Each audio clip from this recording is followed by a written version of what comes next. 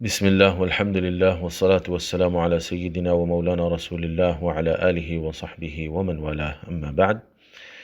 فتح سے پہلے اور فتح کے بعد کے لوگوں کے لیے اللہ رب العزت جو جنت کا وعدہ فرما رہا ہے سورہ حدید میں وَكُلًّا وَعَدَ اللَّهُ الْحُسْنَى کہہ کے، تو کیا اس میں امیر معاویہ شامل ہے یا نہیں، اور کیا اس سے وہ قطعی اور یقینی طور پر جنتی ثابت ہوتے ہیں یا نہیں؟ تو جاننا چاہیے کہ اس بات پر کوئی بھی اختلاف نہیں کرے گا کہ یہ جو بشارت ہے یہ ان لوگوں کے لیے ہے جن کا ایمان ثابت ہوا۔ بغیر ایمان کے تو یہ فضیلت میں کوئی بھی شامل نہیں ہو سکتا ہے، چاہے وہ اپنے اسلام کو فتح سے پہلے ظاہر کیا ہو یا فتح کے بعد ظاہر کیا ہو۔ اور پچھلے کلپ میں ہم مختلف حوالوں سے یہ ثابت کر چکے کہ ابو سفیان اور معاویہ بن ابی سفیان یہ دونوں مؤلفت قلوبہم میں سے تھے، اور اس کا ثبوت یہ تھا کہ حضور صلی اللہ علیہ وآلہ وسلم نے ان کو 100 اونٹ عطا کیے تھے، جبکہ صرف مؤلفت قلوبہم کو حضور صلی اللہ علیہ وسلم نے ان دنوں میں یعنی غزوہ حنین کے غنائم میں سے عطا فرمائے تھے۔ اور مختلف ائمہ کے حوالوں سے ہم اس میں بتا چکے ہیں کہ دوسروں کے بارے میں پھر بھی شک شبہ ہے کہ کون مؤلفت قلوبہم میں سے ہے کون نہیں ہے،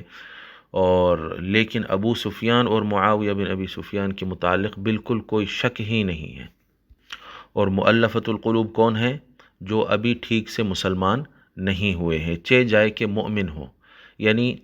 2 یا 3 مرحلے پیچھے ہیں سمجھیے، ایمان سے 2 یا 3 مرحلے پیچھے ہیں۔ پہلے یہ لوگ کو مسلمان ہونا ہے کیونکہ مسلمان ٹھیک سے نہیں ہوئے۔ جب مسلمان ہو جائیں گے تو ان اعراب کی طرح ہو جائیں گے جس کے متعلق اللہ تعالیٰ سورہ حجرات میں فرمایا قالت الاعراب آمنا قل لم تؤمنوا ولكن قولوا اسلمنا، کہ اعراب کہتے ہیں کہ ہم مؤمن ہو گئے۔ اے حبیب صلی اللہ علیہ وسلم ان سے کہہ دیجئے کہ تم لوگ جو ہے مؤمن ہو گئے مت کہو، مسلمان ہو گئے کہو، جب تک کہ ایمان تمہارے اندر تمہارے دلوں میں اتر نہیں جاتا اور ایمان تمہارے دلوں میں داخل نہیں ہو جاتا۔ تو ان لوگوں کو کم از کم اللہ تعالیٰ بتا رہا ہے کہ یہ مسلمان تو ہو گئے ہیں، لیکن مؤلفت قلوبہم کون ہوتے ہیں؟ جو ابھی ٹھیک سے مسلمان ہی نہیں ہوئے۔ تو ان کو پہلے مسلمان ہونا ہے، پھر اس کے بعد جو ہے مؤمنین میں داخل ہونا ہے۔ اور جب مؤمن ہوئے ہی نہیں ہے تو یہ آیت ان کو شامل بھی نہیں ہے۔ اور غزوہ حنین اس آیت کے اترنے کے بعد پیش آئی، یعنی اس کے بعد بھی جو جنگ ہوئی اور اس کے جو ہے مال غنیمت تقسیم ہوئی، اس وقت تک بھی وہ لوگ صحیح مسلمان نہیں ہوئے تھے۔ اور یہ آیت کریمہ کے متعلق اختلاف ہے تھوڑا سا، کہ یا تو یہ صلح الحدیبیہ کے وقت نازل ہوئی ہے یا پھر جو ہے فتح مکہ کے وقت نازل ہوئی ہے، کیونکہ حدیبیہ کو بھی جو ہے فتح کہا جاتا تھا، اور وہی فتح مبین ہے، یعنی سب سے بڑی فتح اور سب سے بین اور روشن اور واضح فتح اگر تھی تو وہ فتح الحدیبیہ تھی، اور صحابہ کرام اسی کو اصل میں فتح کہا کرتے تھے۔ لیکن اس کے بعد جو ہے بعض روایتوں کے لحاظ سے یہ بھی ثابت ہوتا ہے کہ یہ فتح مکہ کے وقت نازل ہوئی۔ تو بہرحال یہ غزوہ حنین سے پہلے نازل ہوئی، اور اس چیز کو دیکھنے کے لیے کہ یہ آیت کب نازل ہوئی آپ جو ہے تفسیر طبری، تفسیر ابن ابی حاتم وغیرہ آپ جو ہے دیکھ سکتے ہیں۔ اب یہ بات ثابت ہونے کے بعد کہ اگر یہ آیت فتح مکہ کے وقت بھی نازل ہوئی تب بھی یہ لوگ اس کے وقت، اس آیت کے نزول کے وقت مسلمان نہیں ہوئے تھے صحیح طریقے سے، مؤلفت قلوبہم میں سے تھے، اور اس کے بعد جو جنگ ہوئی جنگ حنین اس وقت بھی یہ لوگ مسلمان نہیں ہوئے تھے، اور وہ جنگ ختم ہو کے جو مال غنیمت تقسیم ہو رہی تھی اس وقت بھی یہ لوگ صحیح طریقے سے مسلمان نہیں ہوئے تھے۔ اور جب نہیں ہوئے تھے تو پھر وَكُلًّا وَعَدَ اللَّهُ الْحُسْنَى میں یہ لوگ شامل بھی نہیں ہیں۔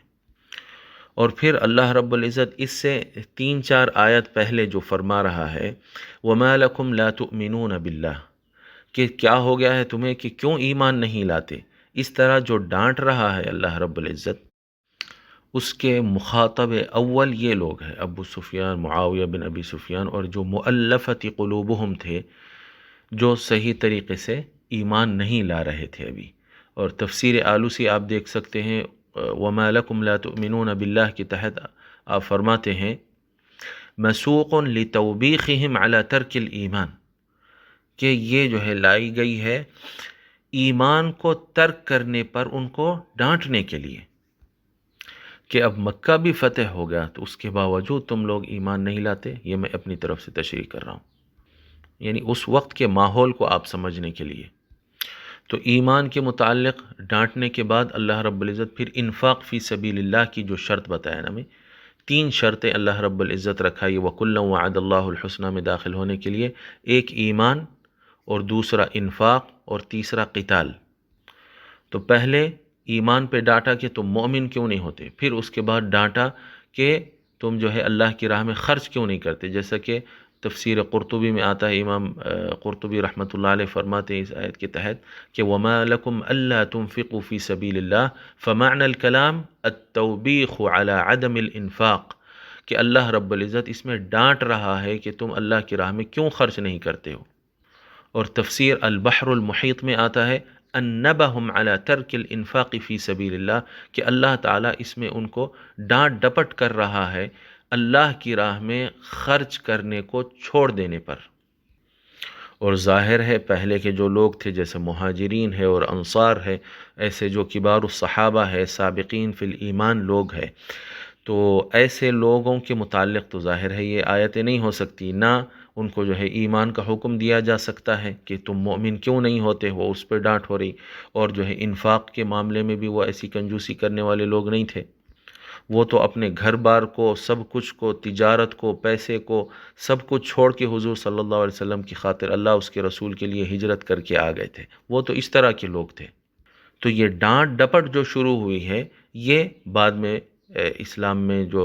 بظاہر داخل ہوئے تھے مؤلفۃ قلوبہم، ان کو ڈانٹ ہو رہی ہے کہ تم مومن بھی ہو اور اللہ کی راہ میں خرچ بھی کرو. اور قطعی طور پر اس کے مصداق کون ہے، اس کی یقینی طور پہ جسے امام قاضی عیاض اور دوسروں کا حوالہ میں پہلے اس سے پہلے والی کلپ میں دے چکا، کہ کوئی شک نہیں کہ معاویہ بن ابی سفیان اور ابو سفیان یہ دونوں جو ہے مؤلفۃ قلوبہم میں سے ہیں. اب اس کے متعلق اور بھی بہت ہی زبردست اور بھی پوائنٹس ہے، لیکن میں اس کی اور زیادہ یعنی گہرائی میں اور تفصیل میں جاؤں گا تو بات جو ہے شاید سمجھ میں نہیں آئے گی، اس لیے انہیں چھوڑ دیتا ہوں.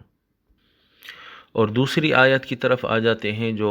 اس کے متعلق لائی گئی ہے کہ میں جو 3 شرائط کہا تھا کہ سورہ حدید میں اللہ تعالیٰ نے 3 شرطیں رکھی کہ ایمان لانا اور انفاق کرنا اور قتال کرنا. تو یہ تینوں چیزیں اگر کسی کے پاس پائی جائیں تو وہ جو ہے کُلًّا وعد اللہ الحسنى میں شامل ہوتا ہے.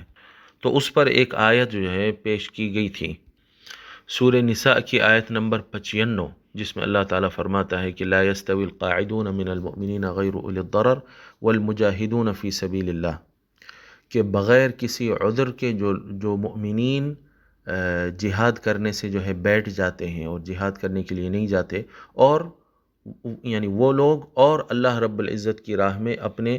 مال سے اور اپنی جانوں سے جہاد کرنے والے دونوں برابر نہیں ہو سکتے ہیں.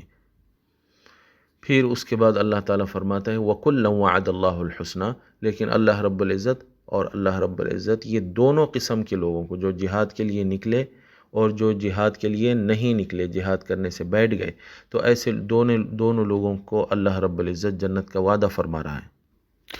تو اس میں سورہ حدید میں قتال کی شرط لگانا حسنہ کے حاصل کرنے کے لیے یہ ضروری نہیں ہے. تو یہ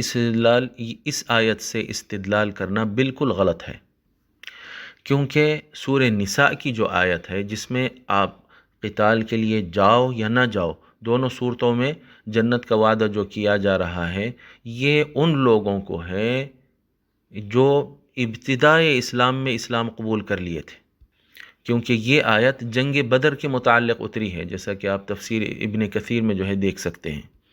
تو اس زمانے میں خالی ایمان لے آنا اور ہجرت کر لینا یہ خود کمال درجے کے مومن ہونے کی بڑی علامت اور ثبوت تھا،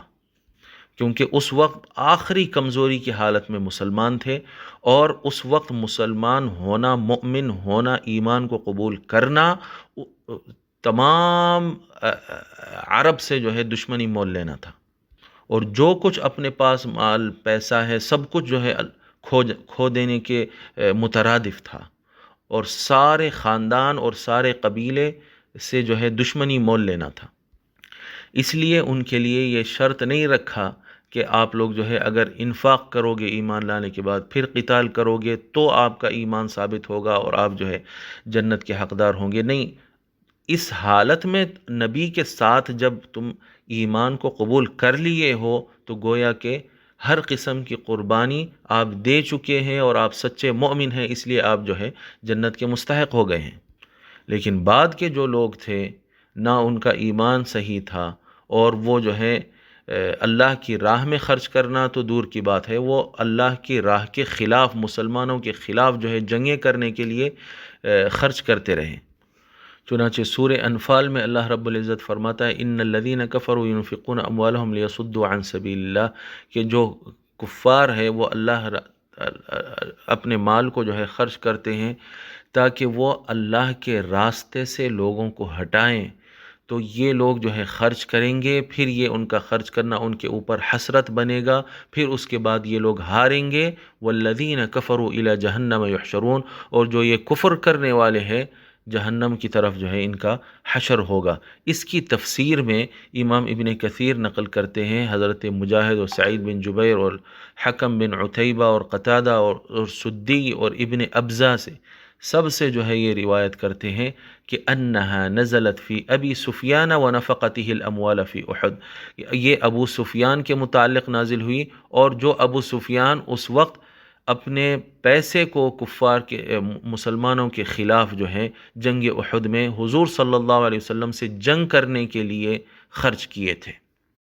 تو جس طرح پہلے اسلام کے خلاف پیسے خرچ کیے تھے، اب ان سے مطالبہ ہو رہا، یعنی گویا کہ بطور ایک کفارے کے جیسا، یعنی تم اپنی سچائی کا ثبوت اگر دینا چاہتے ہو تو تم پر لازم ہے کہ تم اللہ کی راہ میں خرچ کرو، اور انہیں ڈانٹ بھی رہا ہے وَمَا لَكُمْ أَلَّا تُنْفِقُوا، کیا ہو گیا ہے تمہیں کہ کیوں اللہ کی راہ میں خرچ نہیں کرتے ہو؟ اچھا، اس کے باوجود بھی کوئی ایسا ثبوت موجود نہیں ہے کہ ابو سفیان معاویہ بن ابی سفیان یہ اسلام پر جو ہے بہت زیادہ خرچ کیے، اپنے صدقات کو لا کے حضور صلی اللہ علیہ وسلم کی خدمت میں رکھ دیے، اس طرح کے کوئی ثبوت نہیں ملتا ہے۔ البتہ اسلام کے خلاف خرچ کرنا یہ بالکل ثابت ہے۔ تو نہ ایمان ثابت ہے، نہ انفاق ثابت ہے، اور قتال کس طرح کیے تھے یہ لوگ جنگ حنین میں وہ بھی میں بتا دیا، تو نہ جو ہے اسلام کے لیے حضور صلی اللہ علیہ وسلم کے تحت سرکار کے ساتھ مل کے قتال کرنا ان کا ثابت ہے۔ یہ تینوں چیزیں بھی ثابت نہیں ہیں، تو وَكُلًّا وَعَدَ اللَّهُ الْحُسْنَى میں یہ بالکل شامل ہی نہیں ہوتے ہیں۔ اور جب وَكُلًّا وَعَدَ اللَّهُ الْحُسْنَى میں یہ لوگ شامل ہی نہیں ہوتے ہیں تو پھر قطعی اور یقینی طور پر یہ جنتی ثابت نہیں ہوتے ہیں۔ اور اگر ان کے اندر یہ چیزیں پائی بھی جاتی تب بھی جو ہے شک رہتا تھا، کیونکہ یہ عمومی دلیل ہے۔ ہم عمومی دلیل کے بارے میں پہلے بھی بات کر چکے کہ جو عام دلیل رہتی ہے پھر خاص وجوہات کی وجہ سے، بعد میں کوئی ایسے کام کرنے کی وجہ سے، یا جو ہے کوئی اور سرکار کے فرمان کی روشنی میں، یا کسی اور آیت کی وجہ سے بعض لوگ جو ہے اس کے اندر سے نکل جاتے ہیں۔ تو یہ تینوں شرطیں اگر ان کے اندر پائی بھی جاتی، جو کہ بالکل نہیں ہیں، ہم ثابت کر چکے، اگر پائی بھی جاتی تب بھی ان کو قطعی طور پر اس آیت کی بنیاد پر متعین کر کے نام لے کے جنتی نہیں کہا جا سکتا تھا، کیونکہ بعد میں پھر جو خلیفۃ المسلمین، خلیفہ راشد سے بغاوت اور ان کے راستے پہ نہیں چلنا، اور دیگر جو چیزیں تھیں، صحابہ کرام کو قتل کرنا، حجر بن عدی کو ناحق قتل کرنا، اور اس طرح کی چیزیں جو دوسری آیتوں کی وجہ سے، ان اعمال کی وجہ سے جو ہے وہ اس عام جو حکم ہے اس سے جو ہے باہر نکل سکتے ہیں۔ تو اس کے باوجود بھی کیا ہے، یعنی یہ تینوں شرطیں اگر پائی بھی جاتی جو کہ بالکل نہیں ہے، تو اس کے باوجود بھی یہ جو ہے جنتی قطعی طور پر ثابت نہیں ہوتے ہیں۔ اصل بنیادی پوائنٹ ہمارا یہ ہے کہ قطعی طور پر ان کو جنتی کہا جا سکتا ہے یا نہیں کہا جا سکتا، تو اس آیت کی بنیاد پر انہیں قطعی طور پر جنتی بالکل نہیں کہا جا سکتا ہے، بلکہ سارے لوگوں میں سب سے زیادہ اگر اس آیت سے کوئی باہر ہے تو یہ دو لوگ ہیں، ابو سفیان اور معاویہ بن ابی سفیان، جن کے متعلق کوئی شک ہی نہیں ہے کہ وہ جو ہے اس آیت سے باہر ہے، کیونکہ جیسا کہ ہم نے بتایا کہ وہ مؤمن ہی نہیں ہوئے تھے، مؤلفۃ قلوبہم میں سے تھے۔ واللہ ورسولہ اعلم و